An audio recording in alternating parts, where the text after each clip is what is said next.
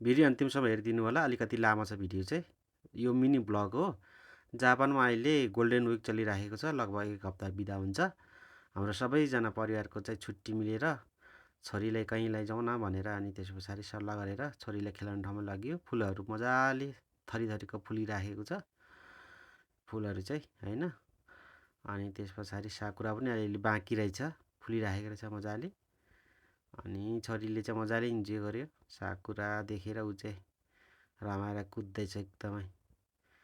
अनि ठुलो एरिया रहेछ बच्चाहरू खेल्ने चाहिँ। ऊ छोरी चाहिँ कुदिराखेको छ साकुराको बोटहरू देखेर मजाले। अनि त्यस पछाडि चौरहरू पनि रहेछ, ठुलो एरिया रहेछ एकदमै। अनि मान्छेहरूको भिडभाड धेरै थियो आज।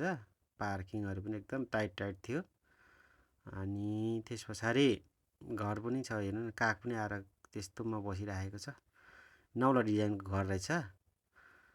जे होस् इमेजिङ पाराको रहेछ घर चाहिँ। अनि बोनसाईहरू पनि बनाएको रहेछ मजाले है।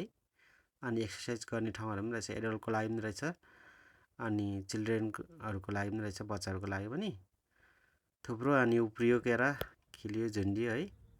जे होस् रमाइलो भयो। अनि छोरी चाहिँ एकदम खुसी भयो ऊ खेल्नु पाएकोले गर्दाखेरि। अनि उफ्रिने हरेक कुरा रहेछ त्यहाँनिर चाहिँ।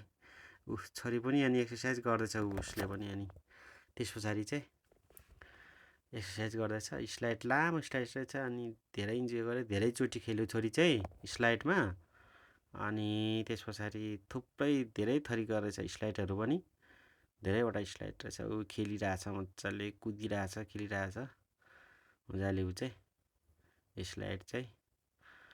अनि त्यस पछाडि धेरैवटा चिज खेलेर छोरी एकदमै मजाले उसलाई चाहिँ रिल्याक्स गर्दैछ चौरमा लडेर लडीफडी गर्दैछ उसले। फेरि बाउ र छोरी एकचोटिलाई चढ्यौँ फेरि स्लाइडमा अनि खेल्यौँ। जेस रमाइलो रहेछ।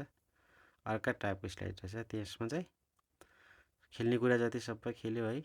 रक क्लाइम्बिङ पनि रहेछ सानो बच्चाको लागि। अनि त्यस पछाडि ऊ छोरीले गर्दैछ, चढ्दैछ ऊ चाहिँ।